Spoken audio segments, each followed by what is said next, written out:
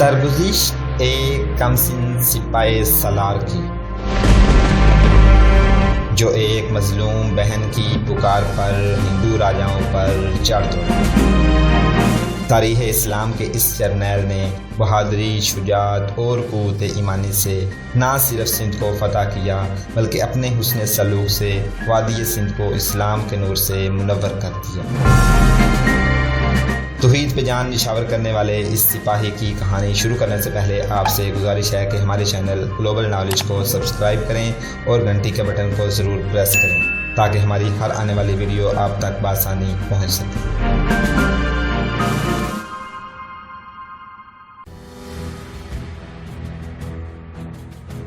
محمد بن قاسم کا استقبال نیرون والوں نے یوں کیا تھا جیسے کوئی اوتاز زمین پر اتر آیا ہو۔ اس نے وہاں کے حاکم سندر کو خود مختاری عطا کر دی، لیکن کوتوال اپنا مقرر کیا جس کا نام زہلی بصری تھا۔ پھر اس شہر کے انتظامات کے متعلق احکام جاری کیے اور اس شہر میں جس پہلی تعمیر کا سنگ بنیاد رکھا وہ ایک مسجد تھی۔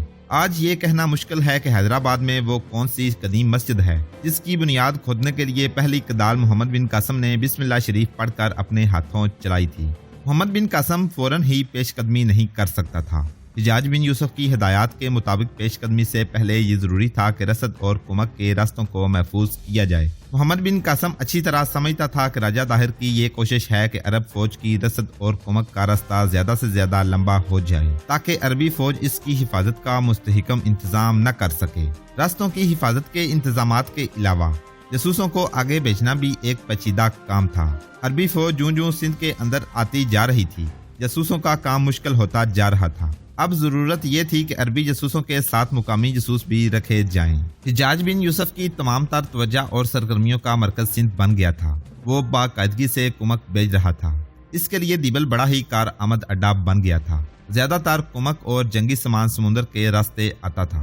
محمد بن قاسم نے ایک کام اور کیا۔ نیرون کی فوج نے بغیر لڑے شہر اس کے حوالے کر دیا تھا۔ اس فوج کا جو حاکم تھا وہ اپنے 3-4 جونیئر کمانڈروں کے ساتھ معلوم نہیں کس وقت نیرون سے بھاگ گیا تھا۔ محمد بن قاسم کو یہ بتایا گیا تھا کہ نیرون کی فوج لڑنے کے لیے تیار تھی، اور یہ بھی کہ یہ فوج اس حد تک تیار تھی کہ نیرون کے حاکم کا حکم نہیں مانے گی۔ لیکن نیرون کے حاکم نے دروازے کھلوا دیے اور شہریوں نے بھی اعلان کر دیا تھا کہ نہ وہ خود لڑیں گے اور نہ فوج کو لڑنے دیں گے۔ ان اطلاعوں سے محمد بن قاسم نے یہ تاثر لیا تھا کہ یہ فوج کسی بھی وقت خطرہ بن سکتی ہے۔ اس خطرے کے پیش نظر اس نے نیرون کی فوج کو ایک میدان میں اکٹھا کیا اور ایک ترجمان کے ذریعے اس فوج سے خطاب کیا۔ ملک ہند کے سپاہیوں، تمہارے دلوں میں اب بھی یہ خوف موجود ہوگا کہ ہم تم سب کو قتل کر دیں گے۔ ہونا بھی یہی چاہیے تھا۔ یہی دستور چلا آ رہا ہے کہ جس ملک کو فتح کرو اس کی فوج کو زندہ نہ رہنے دو۔ لیکن یہ دستور ان فاتحین کا ہوتا ہے جو ملک فتح کرنے کے لیے آتے ہیں۔ وہ مفتوحہ فوج کو اس لیے ختم کر دیتے ہیں کہ ان کے لیے کوئی خطرہ باقی نہ رہے۔ ہم ملک گیری اور بادشاہی کی ہوس لے کر نہیں آئے، ہم اللہ کا ایک پیغام لے کر آئے ہیں۔ لیکن ہم یہ پیغام جو ایک عقیدہ اور ایک سچا مذہب ہے تم پر اس لیے مسلط نہیں کریں گے کہ تم نے ہمارے آگے ہتھیار ڈالے ہیں۔ ہمارے ہاتھوں وہ قتل ہوتے ہیں جو ہمارے خلاف ہتھیار اٹھاتے ہیں۔ ہم تمہیں معاف کرتے ہیں اور اس کے ساتھ یہ بھی کہتے ہیں کہ ہمارے مذہب کو دیکھو، اگر تمہیں اس میں صحیح راستہ نظر آتا ہے تو اس سے اختیار کر لو، اور یہ بھی سوچو کہ تمہارے جو بت اور مورتیاں ہیں ہمیں اس شہر میں داخل ہونے سے نہیں روک سکتی، تو وہ تمہاری کیا مدد کر سکتی ہیں؟ وہ تو اپنے اوپر سے ایک مکھی بھی نہیں اڑا سکتی۔ یہ سب انسانوں کے بنائے ہوئے خدا ہیں۔ عبادت کے لائق صرف ایک خدا ہے جس نے انسانوں کو بنایا ہے۔ یہ بھی سن لو کہ ہم نے تمہیں جو آزادی دی ہے اس کا یہ مطلب نہ لیا جائے کہ تم گھروں میں بیٹھ کر اور چوری چھپے ہمارے خلاف کارروائیاں کرتے پھرو۔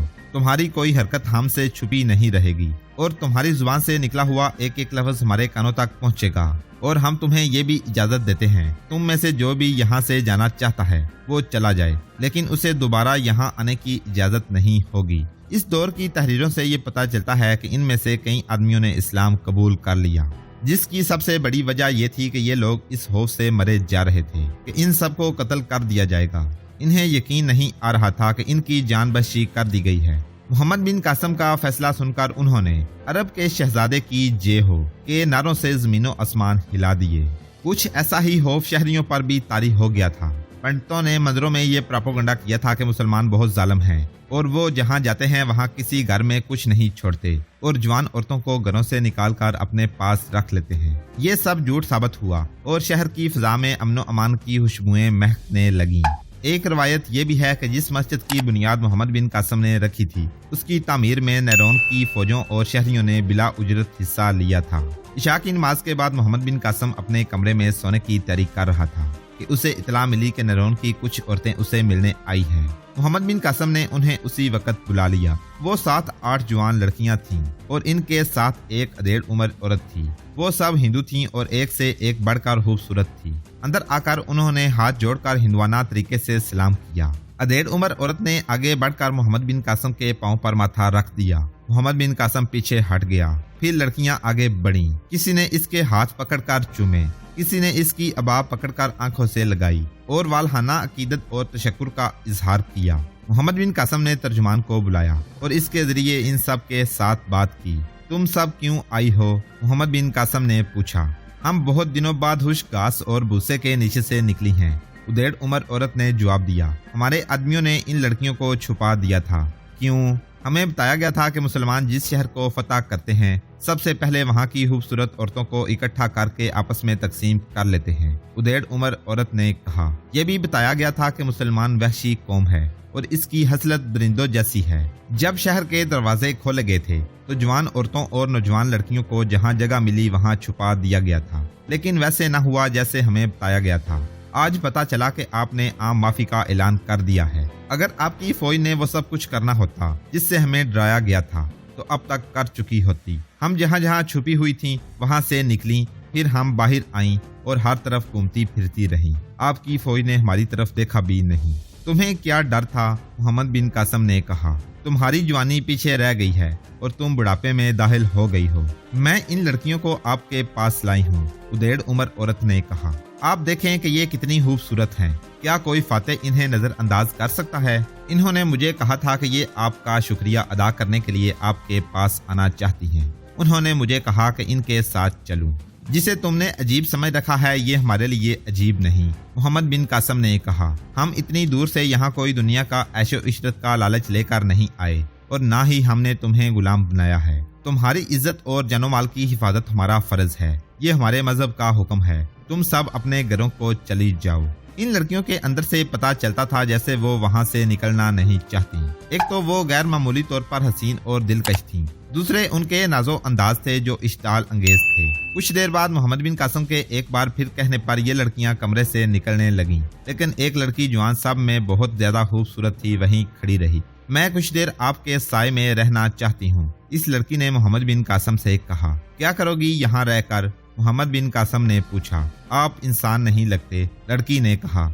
आप उतार हैं। मैं कुछ जानना चाहती हूँ, कुछ समझना चाहती हूँ। अधेड़ उम्र औरत दूसरी लड़कियों के साथ बाहर निकल गई थी और लड़की जो अंदर रह गई थी वो बाहर ना आई।